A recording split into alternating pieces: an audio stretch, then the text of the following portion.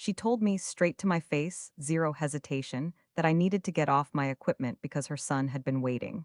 Her son, who showed up after me, to use the machine I was already on. Okay, so Tuesday morning, my gym, the one I have been going to for 3 years. I get there early specifically because it's quiet, fewer people, fewer headaches. I sign in, I grab the cable machine I always use for back day, I set my weight, I put my water bottle on the hook right there, my little signal that yes, this station is occupied. Standard gym etiquette, nothing complicated. I'm maybe 4 sets in when I notice this woman hovering. She's not working out. She's just standing there with her arms crossed, watching me the way you watch a microwave. And next to her is a kid, maybe 14, in brand new sneakers that have definitely never seen a gym floor. I figure they're waiting for something else. I keep going. Then she steps forward and I pull my earbuds out, because her mouth is moving, and I can tell this is not going to be quick. She goes, "My son needs to use that machine. How much longer are you going to be?" And I'm calm, genuinely calm, I say, "Probably another 20 minutes or so. There's a sign up board at the front if you want to put your name down." Reasonable, right? That's literally the system this gym has. She waves her hand like I just offered her a napkin at a five-star restaurant. He doesn't need the board, he needs the machine. He has a session with his trainer at 10, and this is the machine his trainer wants him on. Okay, I tell her politely that I got here first and I'll be done when I'm done. The trainer can work around it, that's literally what trainers do. And she goes, "I pay a premium membership here." Premium. That means I should have priority access to equipment, and frankly, I don't think it's fair that you're monopolizing it. I wish I was making this up. Premium membership, priority access, to shared equipment. I actually asked her to show me where that was written in the membership terms, and she looked at me like I'd asked her to do a cartwheel. So I'm still being reasonable. I offer her this. There's an identical cable machine 2 rows over.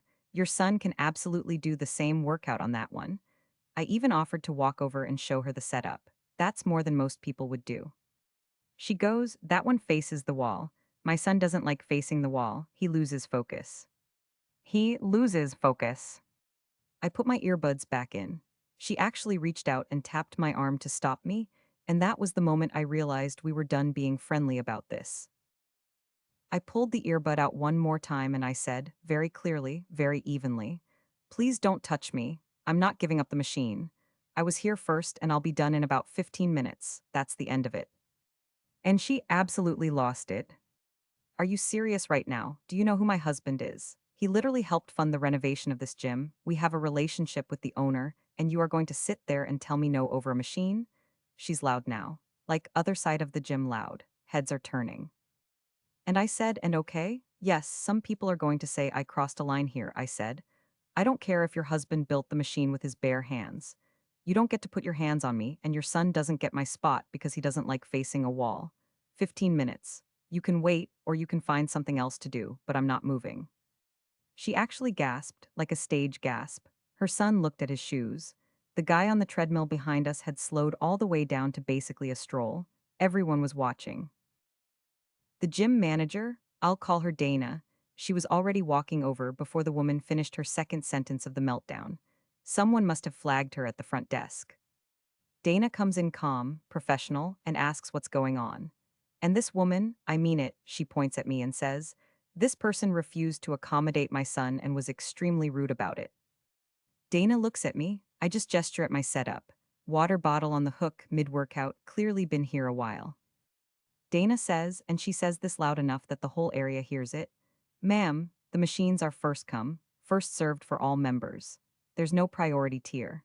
If this member was here first and is actively using the equipment, she has every right to finish her session. I also need to address that touching another member is a violation of our code of conduct." The woman opens her mouth, closes it. Dana adds, "If you'd like, I'm happy to review the membership terms with you at the front desk." The exact same offer I made, verbatim, basically. The woman grabbed her son's arm and they walked out, not to the front desk, not to another machine. Out.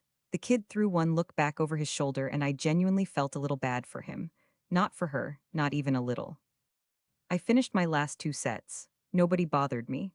The guy on the treadmill gave me a small nod when I walked past.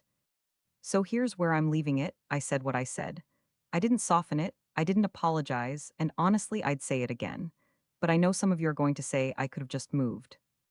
Honestly, though, what would you have done? Comment below.